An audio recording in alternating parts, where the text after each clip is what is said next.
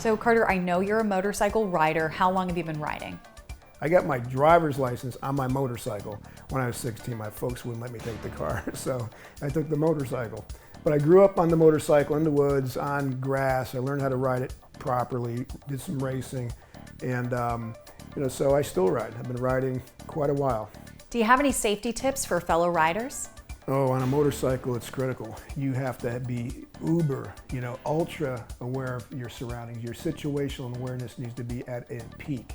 You cannot assume that the people driving the cars, the trucks, actually see you. In fact, there are statistics and studies out there that say that you're almost invisible on a motorcycle.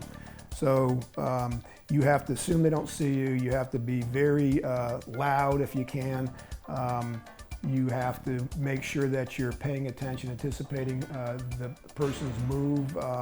You have to look in your mirrors, then you have to look over your shoulder. You have to look at blind spots. You have to anticipate where the threat comes from. So it's really a proactive type exercise. It's not, you don't get in your motorcycle and just like a car and lean back and enjoy the view. You have to, it's a participatory type event. You're in it, you're doing stuff, you got to pay attention, and you've got to be ready to take an evasive move, and it happens all the time. Every time I ride now, which is it's getting less and less because of the risk, there's an event that I avoid that otherwise could have been something that would end up hurting me. So it's a challenge, but it's the payoff potential to me is still exciting enough to do it. You have to wear a helmet.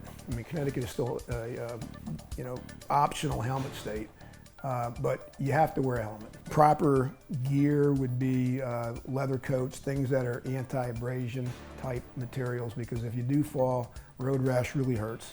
The shoes are important. You have to wear clothes that if you do fall, you're gonna have some chance of being protected. And Carter, where's your favorite place to ride in Connecticut? Hands down, Litchfield County. Boy, when you get off Route 63 or Route 8 and you head up in the northwest corner of the state, it's glorious up there. There are so many scenic roads, and not just your normal scenic road like with a blue sign. These have like little antique looking super duper scenic roads, and very, very special place. Fewer cars, more windy, hilly roads that aren't as populated. So without a question, if I have half a day to take a spin on the motorcycle, that's where I go. Alex, do you ride as well? Tell us about your experience. So I don't personally operate the motorcycle, but I am a passenger, and I've been a passenger with my dad on his bike since before I can even remember. I've always loved it, but I think that some of the things for a passenger that's really important is really communication between the passenger and the driver. So you can't fight their like leans. You have to lean when they lean.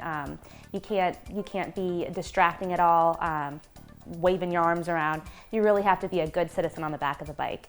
So growing up with my family in this profession, I think has given me a unique perspective entering this industry. When I see these cases coming in and we have clients that, we want to help them get better. We want to help them get back to where they were before the accident. But it goes beyond that. We want to help them feel protected. We want to give them back their voice. We want to treat them like family.